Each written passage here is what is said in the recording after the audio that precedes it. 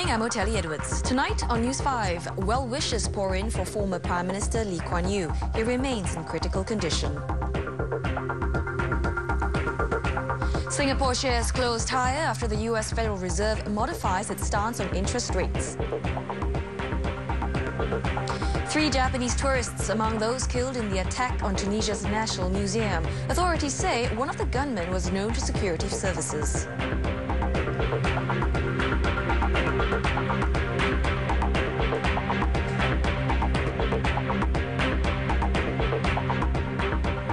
We begin with the latest on the health of former Prime Minister Lee Kuan Yew. He remains critically ill in intensive care. That's according to the last update from the Prime Minister's office shortly after 11 a.m. today. Mr. Lee is 91 years old. He's been in hospital since 5th of February when he was admitted for severe pneumonia. His condition has deteriorated this week. Our reporter Vamita Mohandas is standing by at Singapore General Hospital and she joins us now. Yes, Otelli, I'm at the Singapore General Hospital Block 7 where Mr. Lee Kuan Yew remains critically ill in the intensive care unit. He has been in hospital since February 5th when he was admitted for severe pneumonia. But concerns rose when the Prime Minister's office had issued a statement to say that his condition had deteriorated further and he remained critically ill in the ICU. And his condition worsened because of infection and he is on antibiotics. Now, there was also a lot of media interest in his developments. And earlier on, we actually saw a lot of foreign media behind me, and to ensure that foreign and local media, and to ensure that the media does not actually affect the overall operations of the hospital, authorities have actually put up these barricades that you can see behind me, so that it doesn't block the entrance to the wards. Also, there were a lot of well-wishers who have been streaming in since last night, and also today. I spoke to some of them earlier on this evening during visiting hours, and they actually chose to swing by after work to send some well wishes. So let's take a listen to what some of them have got to say. I just pray he's be fine, that's all. He's a great man for Singapore. I really appreciate and honor him and pray for him. We all know he's our first Prime Minister, and I hope he will recover soon and get back to celebrate our SG50 this year. Now, ever since news of his hospitalization actually broke, rumors have been rife on social media and some of them have been untrue. For example, last night, screenshots were circulated of a fake website bearing the PMO logo announcing Mr. Lee's death, and the PMO said that it is lodging a police report and the police are looking into this. But others chose to share their well wishes online. For example, a Facebook page named Thank You Mr. Lee has garnered some 52,000 likes since its first post on February 27. It also encourages Singaporeans to use the hashtag #ThankYouLKY and #ThankYouGetWellSoonLKY. And it also reminds readers to wait for official confirmation after the hoax last night.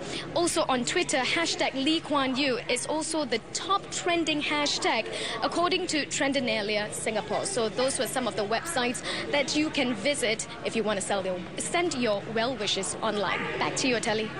All right, thanks Vim for that report. Well, turning to other news, older people can be a positive force for social and economic development because of their expertise and experience. In fact, Health Minister Gan Kim Yong called them an engine for national development. He says how Singapore will pan out in the next 50 years will depend on changing mindsets about dealing with aging. A shrinking workforce and increased healthcare costs are some of the challenges that may arise with an aging population. But the government says instead of letting society be overwhelmed by a silver tsunami, a longer life expectancy should be seen as a positive force. Health Minister Gan Kim Yong says older persons can help the economy flourish with their expertise and experience. One way to do this is to redesign workplaces so they are suitable for all ages. For example, some seniors can take on a mentoring or coaching role in their companies. We have a much higher chance of achieving successful aging if individuals do not associate aging with mere decline, loss of value, or worse, disability. Likewise, we have a better chance at productive longevity if employers do not have a negative view about seniors, and if the young and the society as a whole do not hold a pessimistic and deterministic view on aging. But challenges still remain. You need to convince the old people themselves. You need to convince their children, for them to say it's all right for dad and for mom to go and do this, because children tend to be very protective. So they say, no.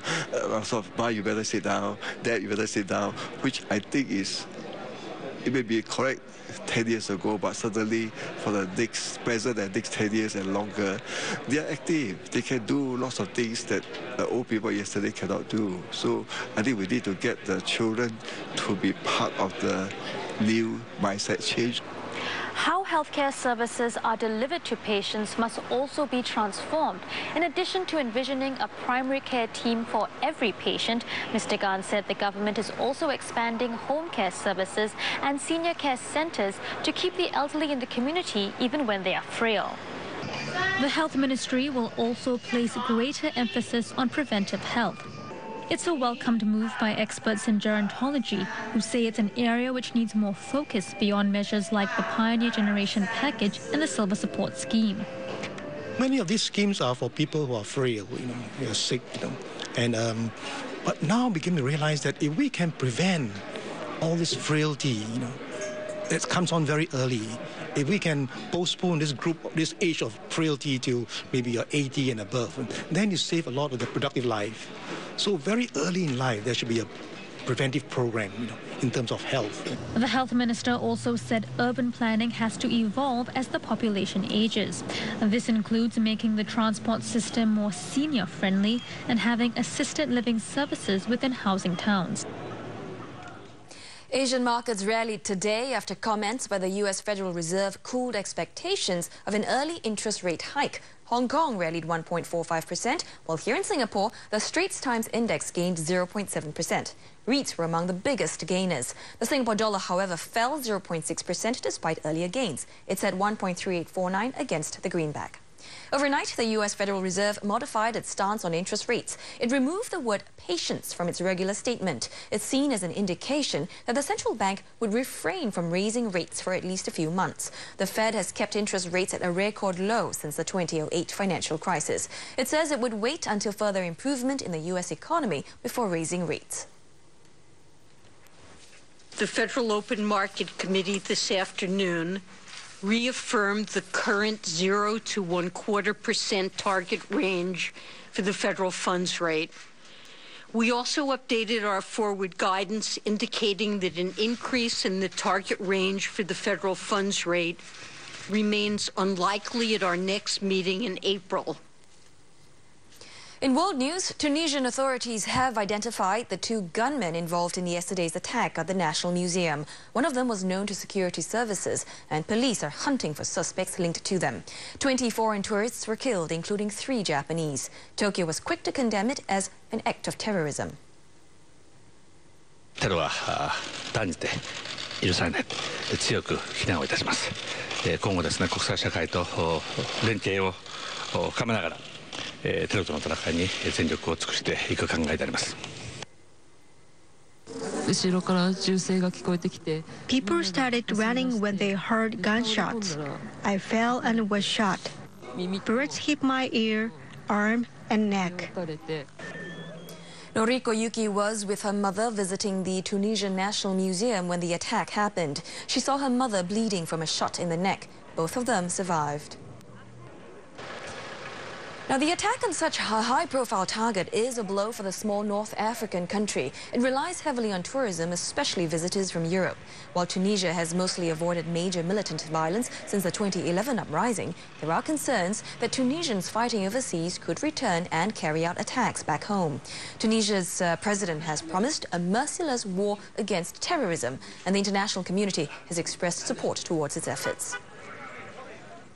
Plainly, it is an attack by Islamist extremists on a fledgling democracy, a democracy which had thus far proven quite effective in resisting the kind of extremism characterised by Al-Qaeda and its variants and the ISIL or Daesh death cult in the Middle East.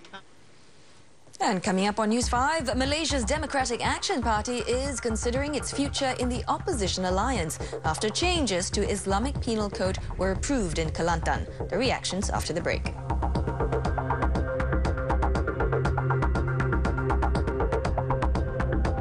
Hello there and welcome back.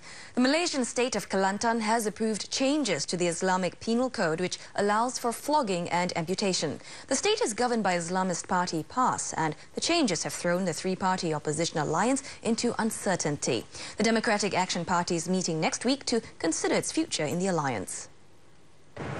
Malaysia's northeastern state of Kelantan has passed amendments to a bill for an Islamic criminal code.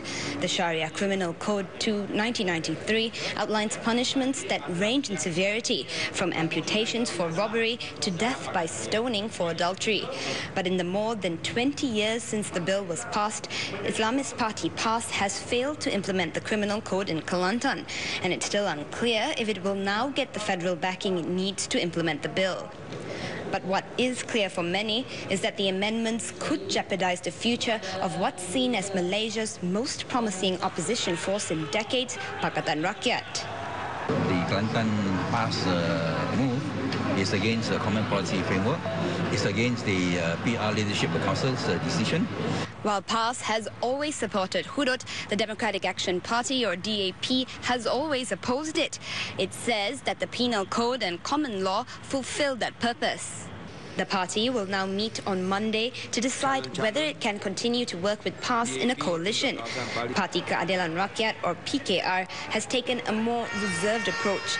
It wrote in a carefully worded statement that PAS tabled amendments so thick they appeared to be reintroducing the 1993 bill and therefore violated Pakatan Rakyat's common policy framework. But PKR stopped short of more drastic action, given the amendments do not mean the bill can or will be implemented. Of course, we regret the fact that, the nitty-gritty and technical aspect of adhering to the position of 2011 was breached. But as it is today, it does not change anything. So I don't think PKR is going to sit down and discuss whether to escalate this or not. PAS hopes its coalition partners will trust it did what it had to do in a state it's governed for decades. Let us not go to the extent where the Pakatan Rakyat itself is broken up. And this is a hope echoed by the opposition coalition supporters, many of whom view Pakatan Rakyat as Malaysia's only hope for a new regime in the nation. Samisha Naidu, Channel News Asia, Kuala Lumpur. Thailand's Supreme Court has ordered former Prime Minister Yingluck Shinawatra to stand trial over her controversial rice pledging scheme.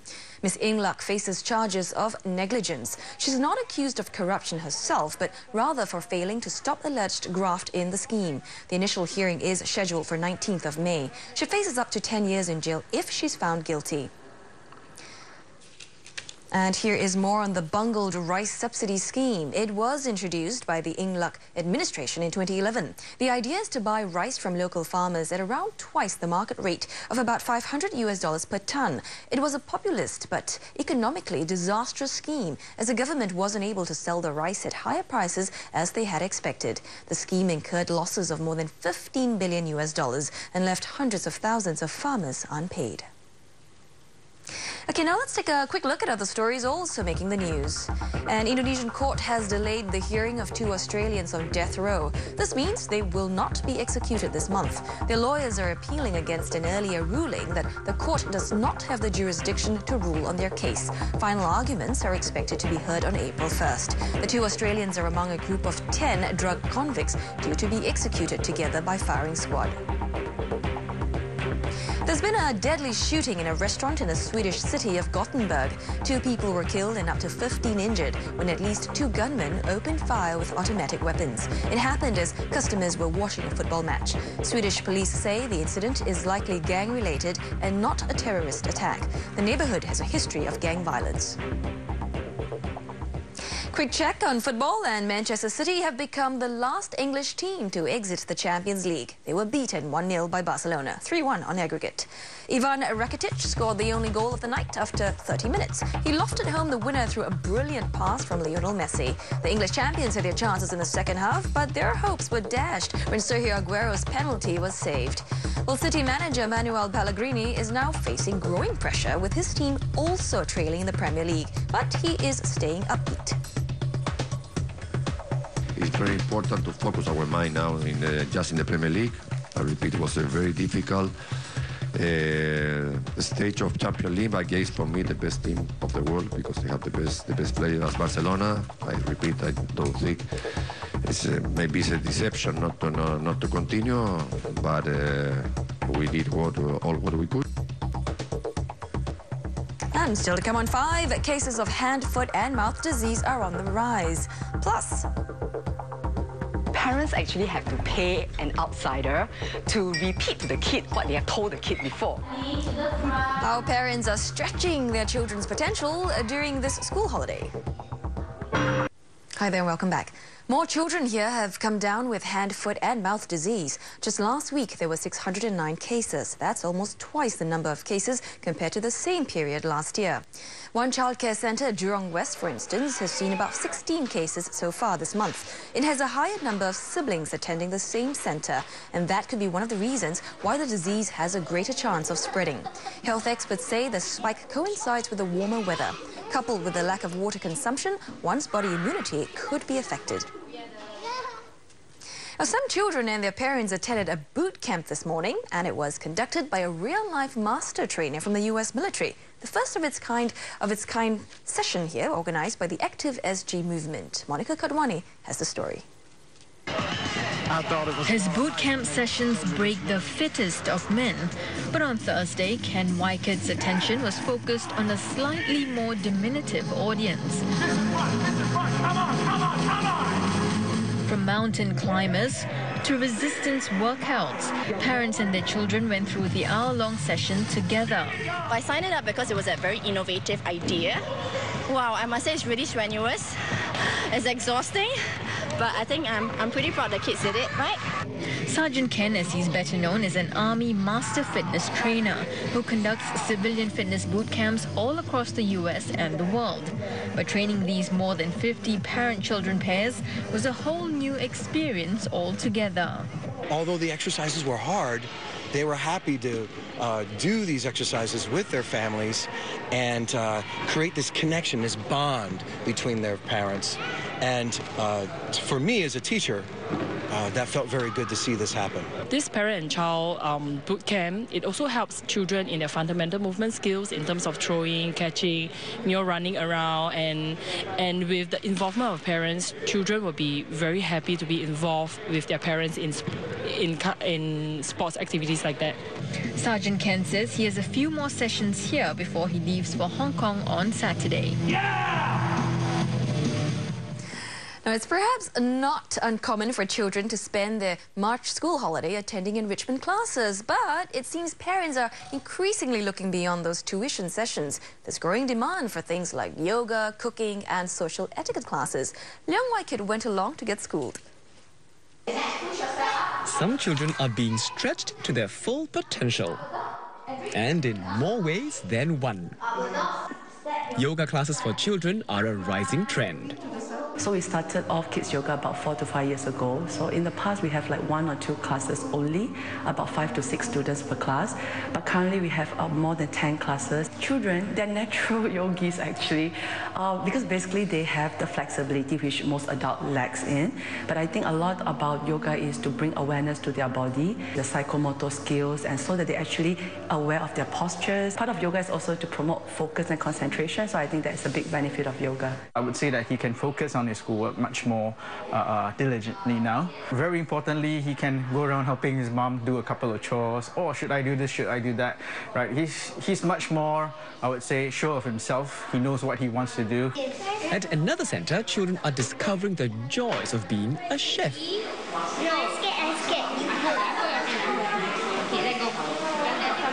This school in Upper Thomson has been helping children as young as 5 cook up lots of fun for the past year.